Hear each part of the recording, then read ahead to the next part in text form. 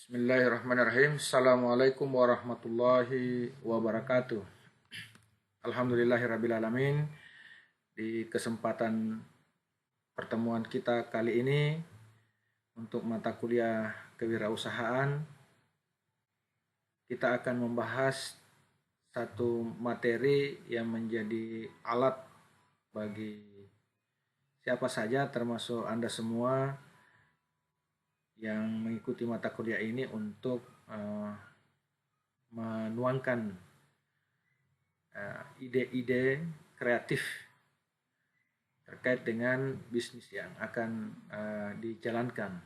Dan ini banyak digunakan oleh banyak wirausahawan, terutama yang startup bisnis, bahkan juga pada siapa saja yang akan selalu melakukan inovasi untuk merubah model bisnis yang mereka lakukan. Materi kali ini adalah bisnis model kanvas.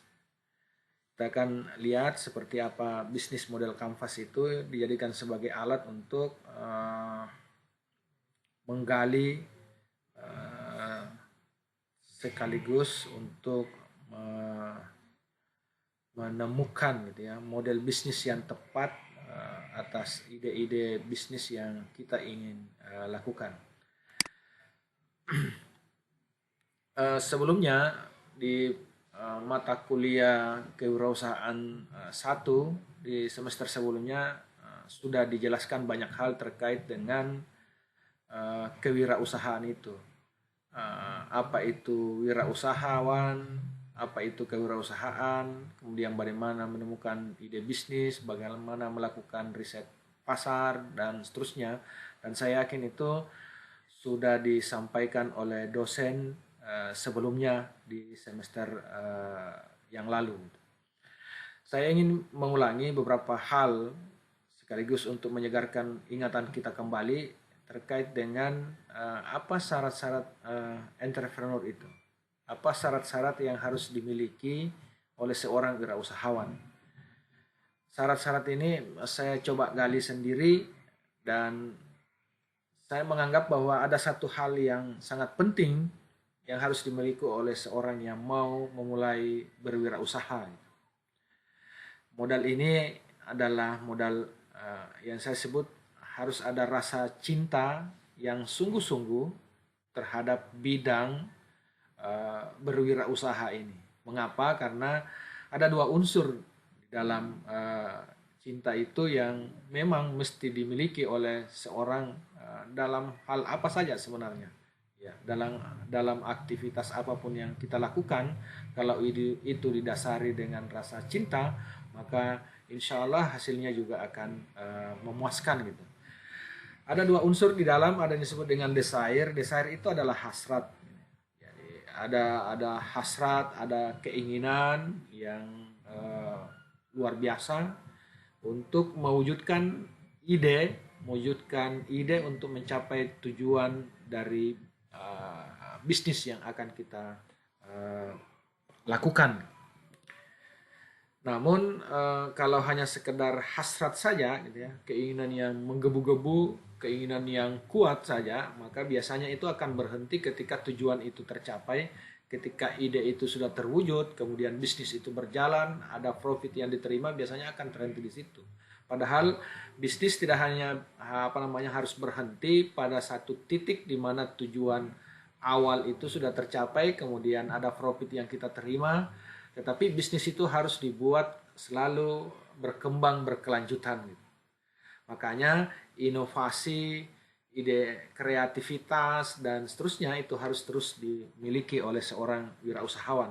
Kenapa? Karena dunia ini terus berkembang, apa yang diinginkan oleh masyarakat terhadap barang dan jasa di pasar juga semakin berkembang gitu ya.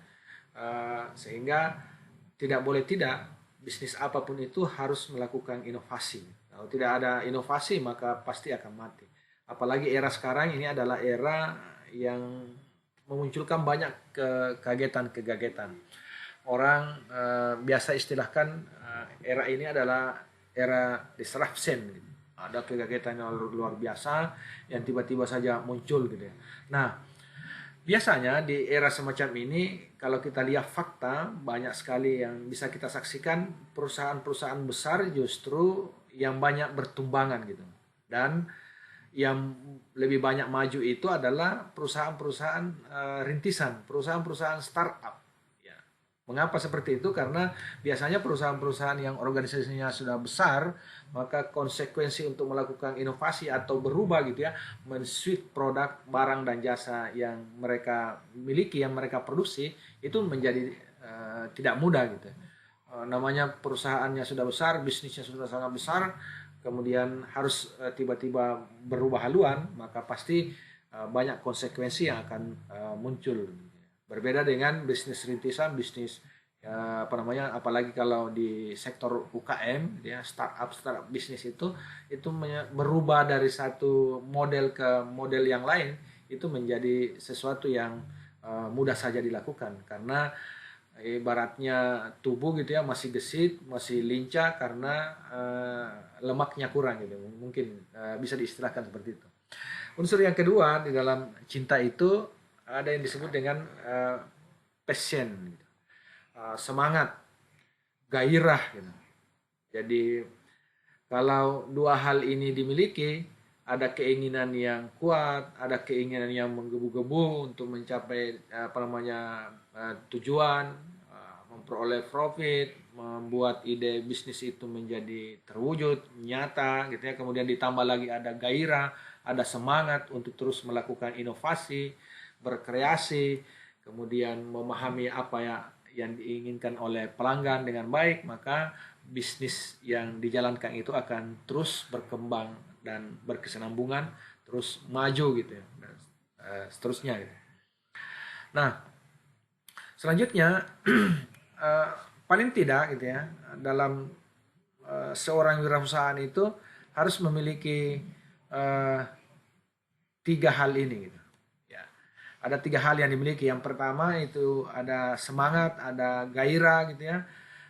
Mengapa ini penting? Karena semangat dan gairah ini akan membuat kita mengerjakan sesuatu yang benar-benar kita cintai gitu.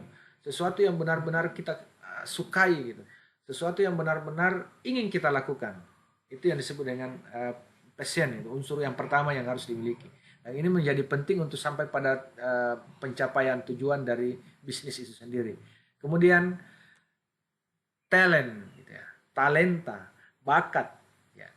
Jadi bakat itu membuat kita mengerjakan sesuatu itu yang memang kita kuasai gitu. Jadi karena kita memiliki bakat di bisnis itu, maka pasti gitu ya. Kalau kita punya bakat, punya kemampuan dengan bisnis yang akan dijalankan, maka itu berarti apa A sampai Z-nya bisnis itu bisa kita kuasai dengan baik. Kemudian yang ketiga, selain bakat, kita juga harus memilih bisnis yang memang benar-benar dibutuhkan oleh pelanggan, yang benar-benar dibutuhkan oleh konsumen. Kita mengerjakan sesuatu yang memang memperoleh bayaran. Kalau barang dan jasa yang kita hasilkan itu dibutuhkan oleh konsumen, maka tentu saja konsumen itu akan rela berkorban. Rela mengorbankan dalam arti mengeluarkan sejumlah uang tertentu yang menjadi bayaran dari produk yang kita hasilkan. Oleh karena itu, ketiga hal ini harus dimiliki gitu. Tetapi dalam faktanya ada beberapa kombinasi yang mungkin gitu ya, yang bisa terjadi dari ketiga hal ini. Kita lihat satu-satu. Ya, kalau bisnis yang kita pilih itu didasarkan pada dua gitu ya, karena kita punya bakat, bisnis itu benar-benar kita kuasai, kemudian kita juga punya semangat dan gairah untuk melakukan bisnis itu, maka ini menghasilkan kombinasi yang pertama.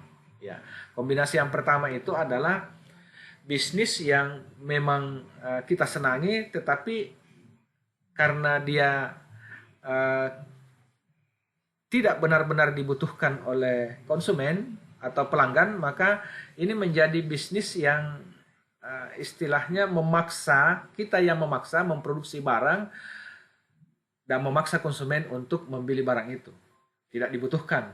Kita ciptakan, kita produksi, tetapi kita tidak pernah memperhitungkan apakah barang dan jasa yang kita hasilkan itu dibutuhkan oleh konsumen. Dan oleh karenanya bisnis ini menyenangkan tetapi tidak memberikan profit. Di sini dituliskan senang, kita bisa senang tetapi tetap miskin. Kenapa tetap miskin? Karena kita tidak memperoleh bayaran yang cukup, kita tidak memperoleh bayaran yang lebih, kita tidak memperoleh profit karena tidak benar-benar dibutuhkan oleh konsumen.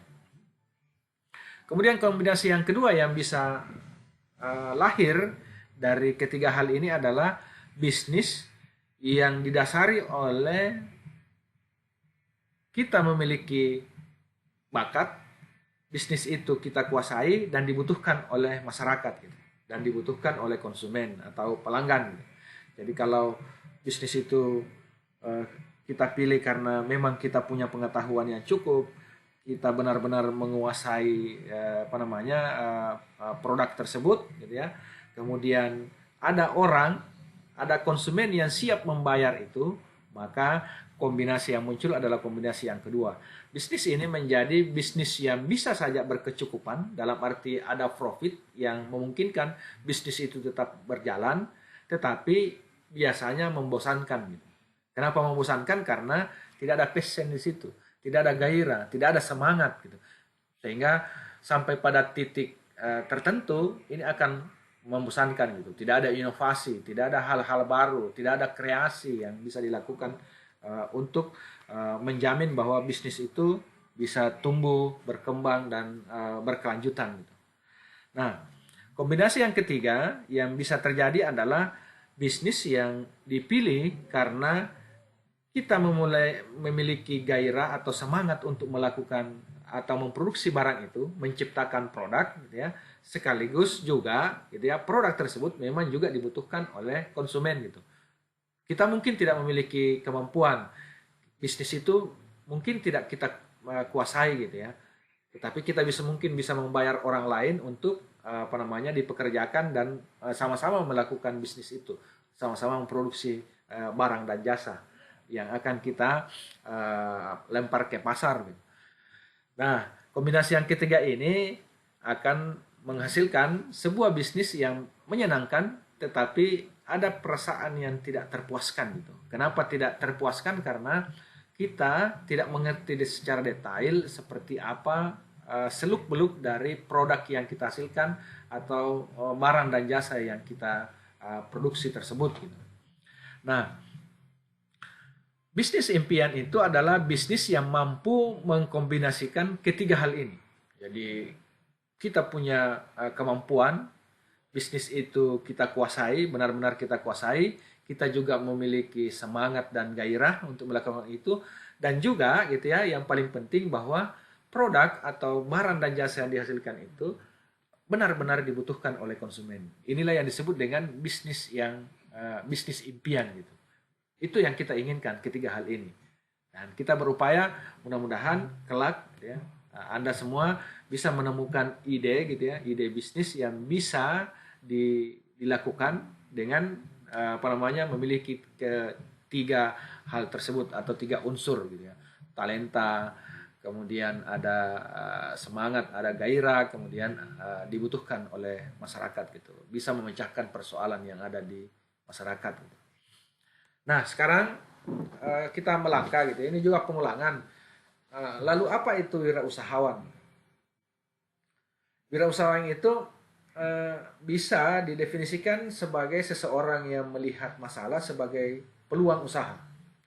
Jadi kalau ada orang yang melihat ada masalah di konsumen atau di masyarakat, kemudian itu dilihat sebagai peluang usaha, lalu menciptakan sebuah kreasi yang bisa memberikan solusi terhadap permasalahan tersebut, maka itu bisa dikatakan sebagai seorang wirausahawan. Melihat masalah sebagai peluang usaha, kemudian dia berkreasi, menciptakan alternatif solusi, memberi solusi, mengemas sedemikian rupa, kemudian itu ditawarkan kepada masyarakat atau konsumen atau kepada orang lain. Itulah definisi dari seorang wirausahawan.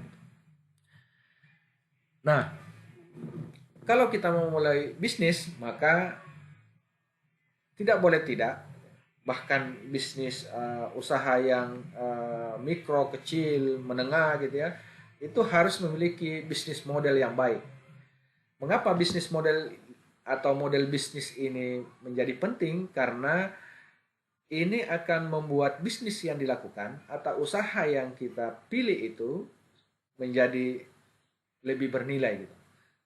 Bisnis yang dilakukan dengan tidak memiliki model, apalagi model kita berharap bahwa model bisnis yang kita miliki itu adalah model bisnis yang punya nilai pembeda dibanding dengan bisnis yang atau produk, barang dan jasa yang sama yang dipasarkan oleh orang lain gitu.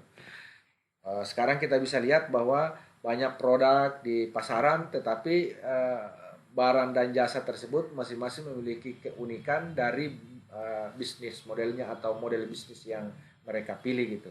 Bisa sama-sama menjual tahu gitu ya, tahu goreng, tetapi ada yang memilih model bisnis klasik gitu ya. Ada gerobak di pinggir jalan, kemudian dia di malam hari dan seterusnya.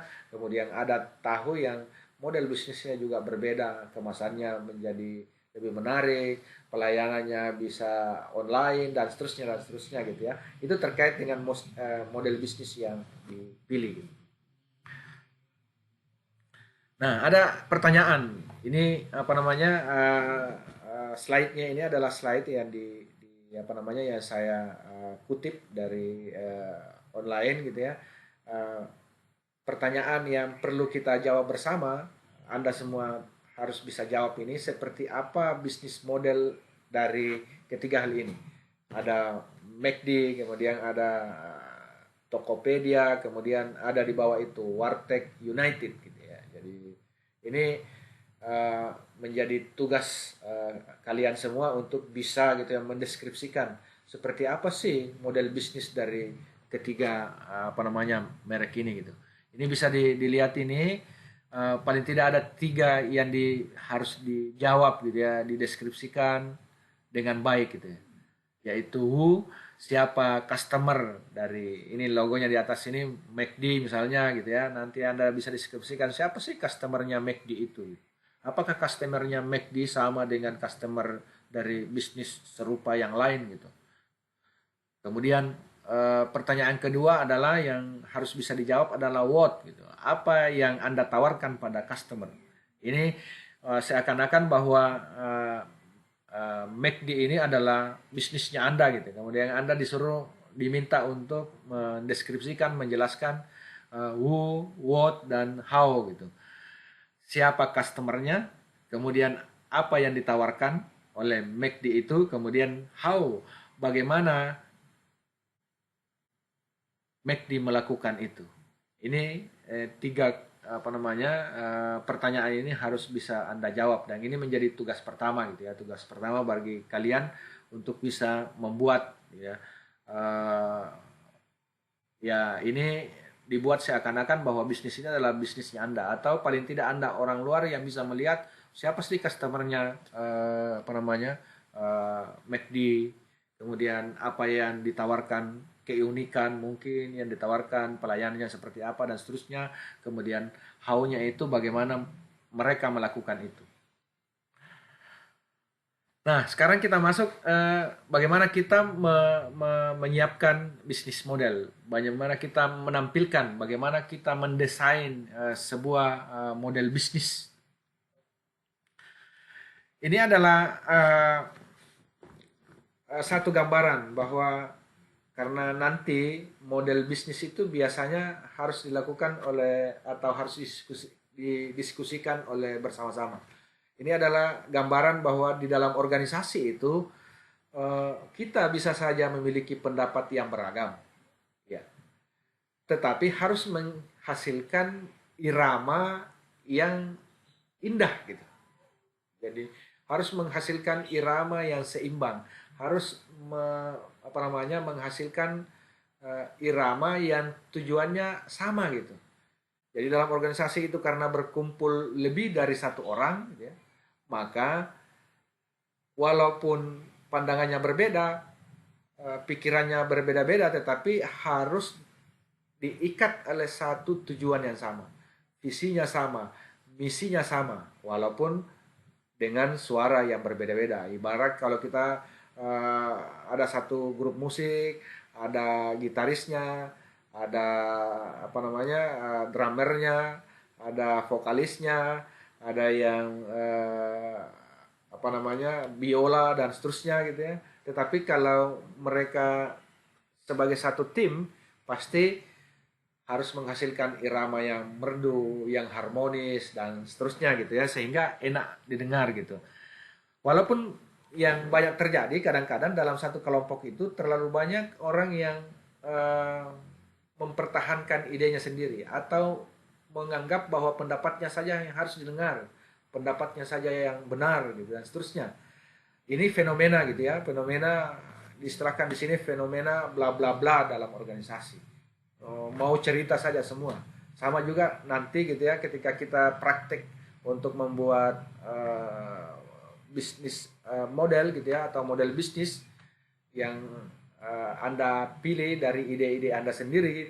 Biasanya kalau kita berkelompok ada sudah 4 orang kepala yang berisi kepala yang berbeda-beda, mereka dari kultur yang berbeda-beda, punya pandangan yang berbeda-beda.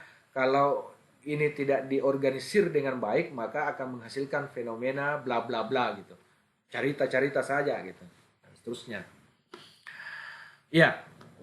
Nah, sekarang apa yang dimaksud dengan bisnis model itu? Menurut penciptanya ini, Alexander Osterwalder, mengatakan bahwa bisnis model itu adalah gambaran rasional bagaimana sebuah organisasi atau perusahaan dalam menciptakan, menyampaikan dan menangkap nilai atau value. Jadi paling tidak gitu ya, bisnis model yang sebentar ini kita lihat ya, kanvasnya seperti apa gitu ya, itu adalah gambaran rasional. Tentu saja kalau dia adalah gambaran rasional, adalah sesuatu yang memang disusun sesuai dengan rasionalisasi kita. Mendeskripsikan itu seperti apa gitu ya. Dalam menciptakan, jadi ada menciptakan produk, barang dan jasa gitu ya, menciptakan ide dan seterusnya gitu. Kemudian menyampaikan itu, menuliskan itu dengan baik, menyampaikan itu kepada orang lain, kemudian melalui itu kita bisa menangkap value-nya seperti apa. Ya, value, nilai gitu ya, dari bisnis itu seperti apa. Apa solusi yang ditawarkan kepada konsumen gitu ya. Apa solusi dari permasalahan yang dihadapi oleh konsumen gitu dan seterusnya. Ini definisi dari bisnis model gitu. Gambar ini memperlihatkan bagaimana hubungan rasional antar elemen, antar komponen gitu ya. Ada organisasi, ya. Jadi kita lihat ini ada organisasi atau perusahaan. Perusahaan ini pada tahap pertama dia meng-create gitu ya. Jadi menciptakan produk, barang dan jasa. Dia menciptakan nilai gitu ya. Nilai produk, barang dan jasa itu yang harus di deliver. Jadi yang harus diantar, bagaimana caranya itu bisa sampai kepada pelanggan atau customer. Ya. Jadi ada 3 yang dilakukan di sini gitu ya untuk menghubungkan elemen-elemen gitu ya. Ada perusahaan atau organisasi, perusahaan bisnis tentunya, dia meng-create produk dalam bentuk barang dan jasa yang memiliki nilai, kemudian itu di-deliver ke pelanggan atau customer gitu. Nah, ketika itu barang dan jasa itu sampai kepada pelanggan atau customer, tentu saja pelanggan atau customer ini akan mengeluarkan sejumlah uang gitu ya, yang menyebabkan perusahaan atau organisasi bisnis itu memperoleh pendapatan atau revenue. Ya. Nah, revenue ini tentu saja atau pendapatan ini di capture sebagai revenue, pendapatan, dan selanjutnya ini akan kembali kepada perusahaan atau organisasi bisnis itu supaya bisa membuat produksinya itu berkelanjutan, berkembang, melakukan inovasi, melakukan kreasi-kreasi baru sesuai dengan apa yang dibutuhkan oleh pelanggan atau customer. Nah, kita lihat ini di sini. Jadi ketiga komponen ini ada tiga hal gitu ya yang dilakukan. Ada produk, barang dan jasa gitu ya. Kemudian ada customer, ada pelanggan. Pelanggan ini kemudian menghasilkan finansial, menghasilkan uang, kemudian itu dijadikan sebagai bahan gitu ya, sumber daya untuk membangun infrastruktur gitu, dari bisnis tersebut. Hubungannya kurang lebih seperti ini. Nah, kita masuk ke teknis gitu. Bisnis model kanvas itu adalah satu kanvas yang berisi 9 blok. Merupakan konsep visual yang merangkum 4 area besar dalam organisasi bisnis secara umum.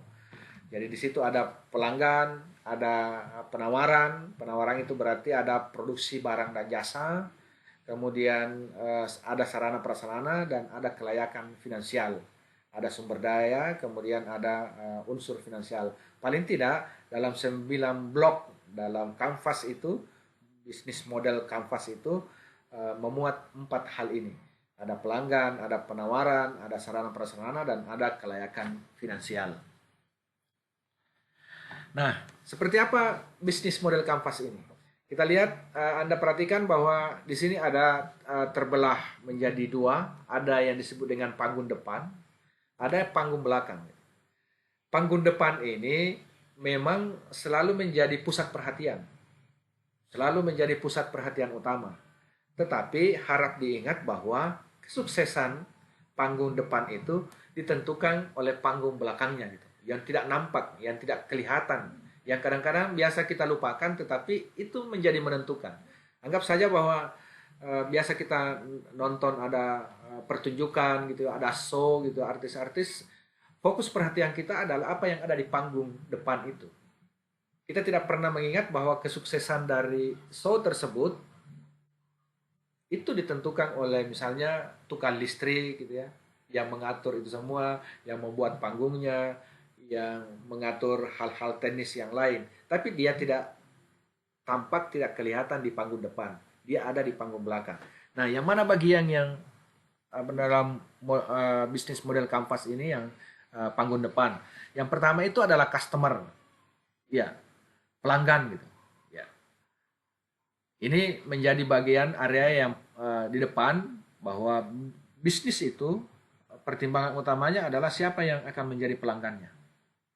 Kalau mau memulai bisnis, maka yang harus dipikirkan pertama adalah siapa pelanggannya. Apa masalah yang dihadapi oleh konsumen, yang dihadapi oleh customer, yang dihadapi oleh masyarakat. Kemudian kita menciptakan nilai untuk itu. Ada value proposition. Di bagian ini ada value proposition. Ini terkait dengan apa solusi yang ditawarkan untuk mengatasi masalah yang dihadapi oleh pelanggan itu atau customer atau konsumen gitu atau masyarakat. Ada masalah apa gitu ya.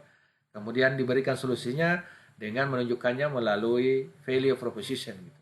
Nilai apa gitu. Nah, setelah itu kemudian kalau sudah ada barang dan jasa yang bisa dihasilkan untuk mengatasi atau yang dibutuhkan oleh konsumen, selanjutnya channelnya gitu, salurannya, alat yang digunakan supaya produk itu bisa sampai ke konsumen gitu. Itu yang disebut dengan channel. Nah, kemudian selanjutnya karena ada produksi, ada penawaran gitu ya, kemudian ada pelanggan di sisi sebelah kanan ini, maka seorang wirausahawan harus berpikir bagaimana menjaga relationship, hubungan baik dengan pelanggan. Ini saling terhubung ini, antara ada customer, kemudian ada value proposition, ada nilai, ada produk, ada barang dan jasa yang dihasilkan. bagaimana barang itu sampai, channel apa yang akan digunakan untuk sampai ke konsumen. Kemudian selanjutnya dari produk barang dan jasa tersebut, bagaimana meyakinkan bahwa ada upaya yang dilakukan oleh wirausahawan tersebut untuk menjaga hubungan baiknya dengan customer. Kemudian revenue juga ini menjadi bagian yang penting, dan ini panggung depan karena ini yang menghasilkan finansial. Ya. Dan ini tentu saja menjadi darah bagi organisasi bisnis. Revenue yang dia terima itu menentukan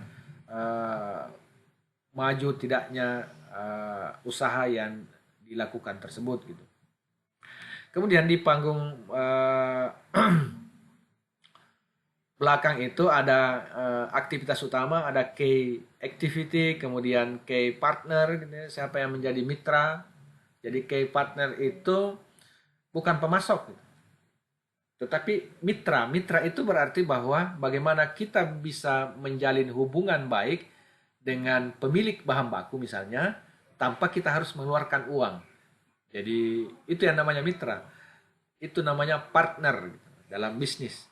Kalau kita mengeluarkan uang gitu ya untuk memperoleh bahan baku, itu berarti bahwa itu berarti pemasok gitu, bukan partner gitu ya, tapi supplier gitu. Kemudian key resource-nya, sumber daya utamanya apa, ini juga di panggung belakang gitu. Kemudian struktur biayanya seperti apa, ini juga tidak kelihatan, biasanya tidak kelihatan. Kalau kita lihat pembagian otak itu ada otak kanan, otak kiri, maka di otak kanan itu adalah panggung depannya. Otak kanan itu selalu yang gembira-gembira gitu ya. Jadi sisi emosionalnya selalu yang indah-indah, yang bagus-bagus gitu ya. Itu ada di panggung depan gitu. Sementara yang sebelah kiri, otak kiri itu adalah rasional, makanya di sini ya adalah bagian untuk menghitung-hitung gitu ya, yang rasional gitu. Aktivitas utamanya seperti apa yang dikerjakan dalam bisnis tersebut, kemudian sumber daya yang dimiliki itu apa gitu ya, bagaimana supaya sumber daya itu ada, kemudian siapa yang menjadi partner, kemudian bagaimana struktur biayanya gitu. Ini adalah contoh bisnis model kanvas gitu ya. Segmen pasarnya apakah B2C, business to corporate, kemudian business to business, pasar massal, niche market, pasar yang tersegmentasi, pasar yang terdiversifikasi, ataukah dia multi gitu ya, menggabungkan antara B2C dengan B2B misalnya, atau kalau mengambil semuanya berarti mass market gitu, dan seterusnya. Ini adalah contohnya gitu, bagaimana mengisi. Kalau kita bisa praktekkan ini dalam kelas sesungguhnya, maka ini menjadi bagian yang sangat menarik gitu ya. Kita membutuhkan beberapa alat gitu ya untuk bisa menempel ini. Kenapa harus ditempel-tempel? Supaya mudah di switch gitu ya, mudah dibuat ulang dan seterusnya. Nah, kita akan mulai membahas satu persatu dari blok gitu ya. Tadi disampaikan bahwa ada 9 blok di dalam bisnis model kanvas itu. Jadi kita akan membagi itu menjadi 9. Bagian yang pertama itu adalah customer segment, segmen pasar. Jadi segmen pelanggan yang akan dilayani itu siapa gitu, atau barang dan jasa yang akan dihasilkan itu siapa yang akan beli gitu. Pelanggan mana yang akan kita tuju gitu. Pelanggan mana yang akan kita sasar. Bagian pasar yang mana. Nah, bagian ini akan menjelaskan siapa pelanggan potensial dari produk Anda. Bisa juga berisi profil orang yang memiliki masalah yang akan dipecahkan oleh bisnis. Tadi di awal saya sampaikan bahwa wirausahawan itu orang yang melihat masalah sebagai peluang usaha. Oleh karena itu, kalau ada masalah berarti ada solusi yang harus diberikan gitu ya. Ada masalah yang harus dipecahkan. Masalah yang dipecahkan tersebut harus ada barang dan jasa yang memiliki nilai atau value yang bisa di-deliver ke konsumen atau pelanggan gitu. Jadi kita harus bisa mendeskripsikan menjelaskan siapa pelanggan potensial. Misalnya untuk model bisnis e-commerce yang berkembang sekarang ini, segmen pelanggannya itu mencakup si penjual barang dan pembeli gitu. Jadi itu segmen pasar. Untuk mengenali siapa segmen pelanggan kita, ya maka kita harus bisa belajar mempelajari buyer persona. Buyer persona ini maksudnya adalah kita harus membayangkan gitu ya, mengkonseptualisasi ide kita tentang siapa pelanggan ideal dari bisnis yang kita lakukan. Siapa pelanggan ideal kita dari produk yang dihasilkan tersebut. Karena semakin terinci gitu ya segmen pasar yang akan kita sasar, itu akan semakin bagus untuk mendesain nilai yang berbeda dibanding barang dan jasa yang sudah ada di pasar misalnya. Bisa mendesain model bisnis yang berbeda. Itu segmen pelanggan, customer segment gitu ya. Kemudian yang kedua, value proposition. Di blog ini berisi tentang nilai tambah yang akan membuat bisnis kita terlihat menarik dan berbeda dengan bisnis lainnya. Maksudnya adalah bahwa hampir, terutama di UKM itu, hampir semua ide bisnis itu sudah ada yang melakukan. Yang membuat berbeda antara bisnis organisasi bisnis yang satu dengan organisasi bisnis yang lain itu adalah model bisnis. Sehingga kita harus masuk di pasar menyelesaikan masalah konsumen dengan membuat value proposition, nilai yang berbeda, nilai yang lebih menarik dibanding dengan value proposition dari bisnis lainnya. Makanya di blog ini harus diisi dengan nilai tambah yang bisa membuat bisnis kita menjadi menarik bagi konsumen. Nah, value proposition ini biasanya berupa solusi atau inovasi. Solusi yang kita tawarkan, inovasi yang bisa kita lakukan dan menjadi keunggulan utama dari organisasi bisnis yang kita ciptakan, yang kita pilih gitu. Ya. Produknya bisa sama, tetapi ada nilai yang berbeda gitu. Nilai yang berbeda itu diciptakan oleh apa saja gitu. Apakah soal harga yang berbeda gitu ya, ataukah pelayanan atau hal-hal lain, produk, barang dan jasanya, model apa dan seterusnya, itu terkait dengan value proposition. Saya contohkan misalnya di maskapai penerbangan itu beberapa maskapai ya, yang ada kita lihat itu kan sama-sama memiliki jenis bisnis yang sama, sama-sama penerbangan, sama-sama mengantarkan orang dari satu tempat ke tempat lain dengan cepat gitu ya. Tetapi model bisnis mereka itu berbeda-beda gitu.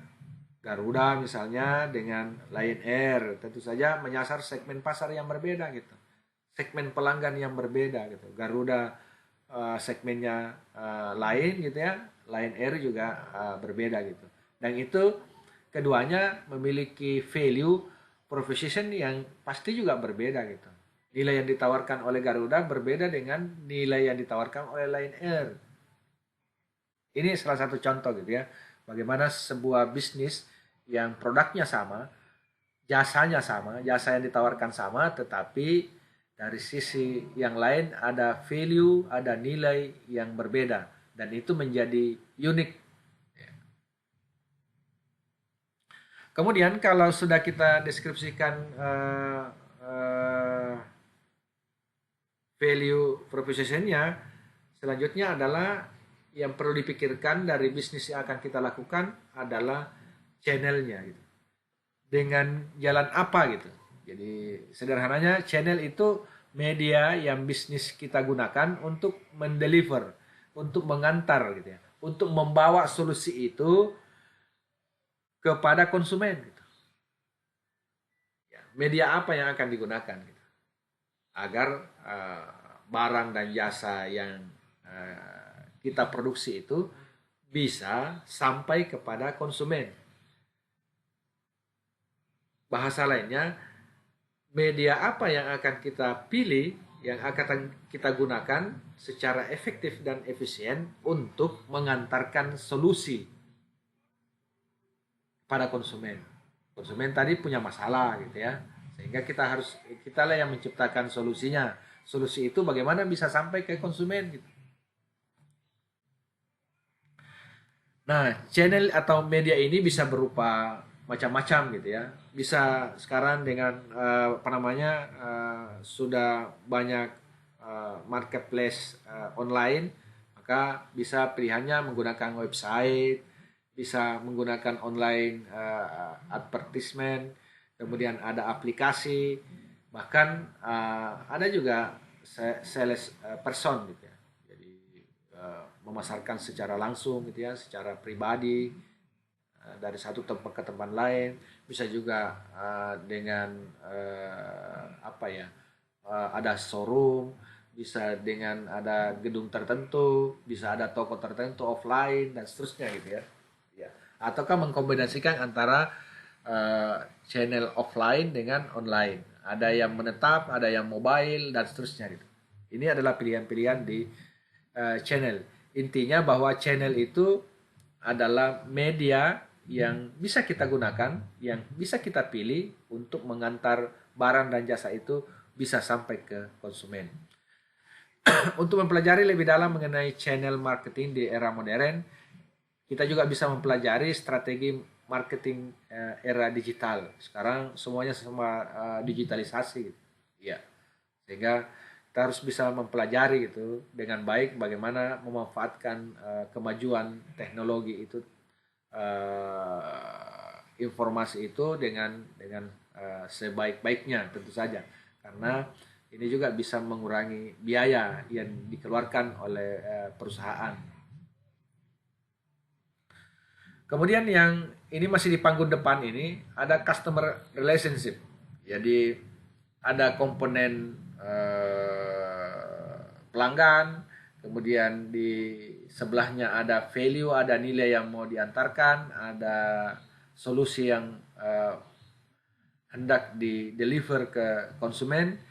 Kemudian karena dua komponen ini tentu saja ada keterkaitan, ada keterhubungan, maka perlu dijaga, ada upaya untuk menjaga hubungan baik dengan pelanggan gitu. Kenapa harus menjaga hubungan baik dengan pelanggan gitu? Karena kita berharap bahwa pelanggan tersebut bisa loyal gitu ya, memiliki loyalitas yang tinggi terhadap produk yang kita hasilkan. Tentu saja loyalitas itu bisa tercipta kalau pelanggan dari hasil evaluasinya dia puas dengan apa solusi yang ditawarkan oleh organisasi bisnis tersebut. Jadi kalau channel lebih banyak menjangkau orang yang belum tahu produk kita, maka customer relationship atau hubungan baik dengan pelanggan itu sebaliknya. Jadi channel itu menjangkau orang yang belum tahu tentang barang dan jasa yang dihasilkan, tetapi kalau hubungan baik dengan pelanggan itu kebalikannya. Orang sudah tahu gitu ya dengan produk kita gitu. Kita harus tahu bagaimana cara bisnis kita bisa terus keep in touch dengan para pelanggan. Ya, banyak contoh lah gitu ya. Bagaimana pelanggan itu benar-benar setia dengan satu brand tertentu gitu ya.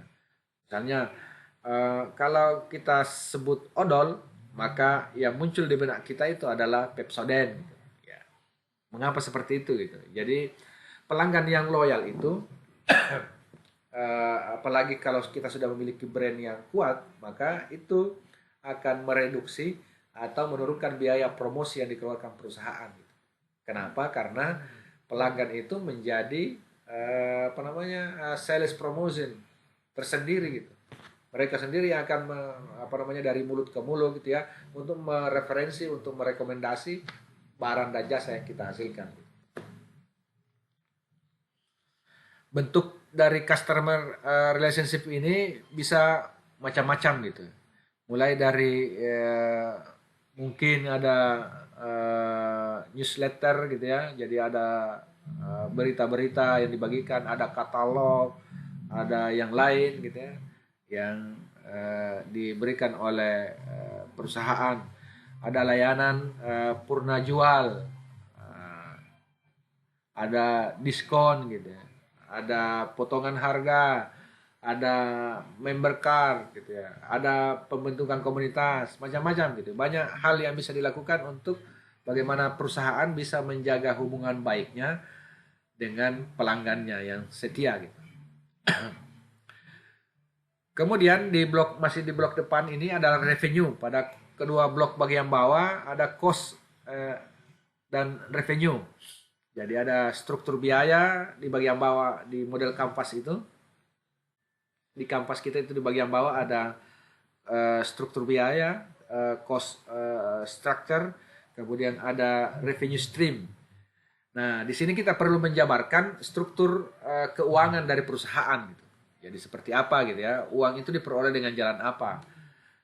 Komponen-komponen apa dari kegiatan bisnis yang kita lakukan itu yang menjadi penghasil revenue paling utama misalnya. Di bagian revenue yang diperlukan adalah menuliskan produk dan jasa apa saja yang memberikan pemasukan. Ya, mungkin gitu ya kalau kita lihat gitu ya, kita bangun buat kafe gitu ya, warung kopi misalnya ya, yang lebih lebih simpel gitu ya, warung kopi gitu ya. Namanya warung kopi, tetapi warung kopi itu tidak hanya menghasilkan revenue dari penjualan kopinya gitu. Tapi yang lain-lain juga bisa gitu. Bisa penyewaan ruangan, bisa penjualan produk yang lain, bisa menjadi tempat promosi, iklan dan seterusnya gitu ya. Jadi ini terkait dengan produk barang dan jasa apa saja yang dapat memberikan pemasukan. Kita ambil contoh misalnya revenue streamnya Gojek itu. Gojek itu kan masih terus mensubsidi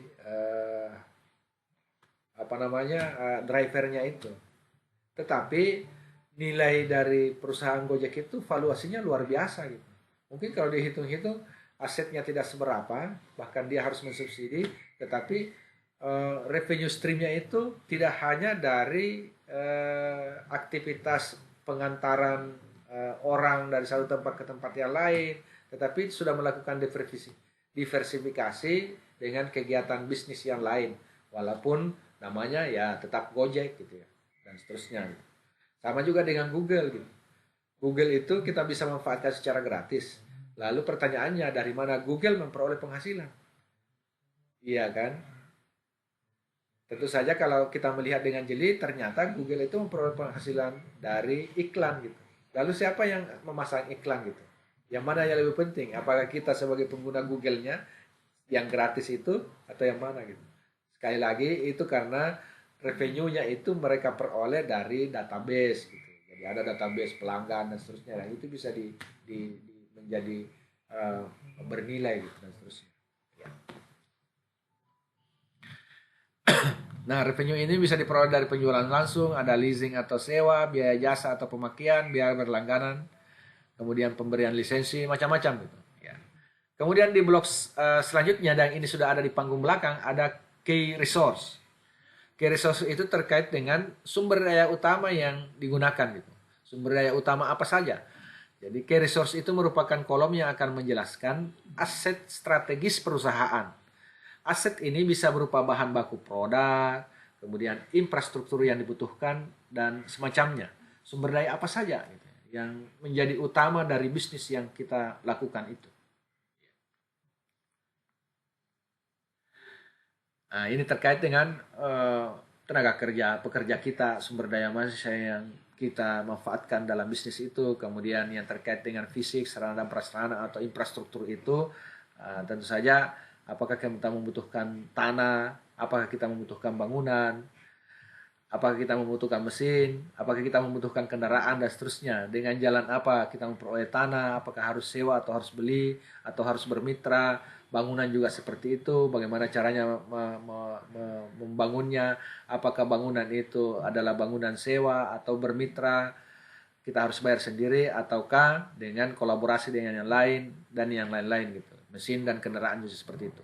Kemudian intelektual, ini terkait dengan keahlian, keterampilan, apa kita harus nyewa gitu dan seterusnya gitu. Kemudian finansial, uang akan diperoleh dari mana gitu. Jadi ini semua adalah hal-hal yang perlu dideskripsikan, perlu dituangkan dalam blok key resource. Kemudian key activity atau aktivitas utama. Blok ini adalah bagian yang menjelaskan bagaimana kita bisa menciptakan value proposition dari perusahaan. Jadi aktivitas utama itu adalah apa yang paling utama dilakukan oleh kita sebagai wirausahawan, sebagai pemilik bisnis agar kita bisa menciptakan nilai atau kita bisa menciptakan solusi bagi permasalahan pelanggan.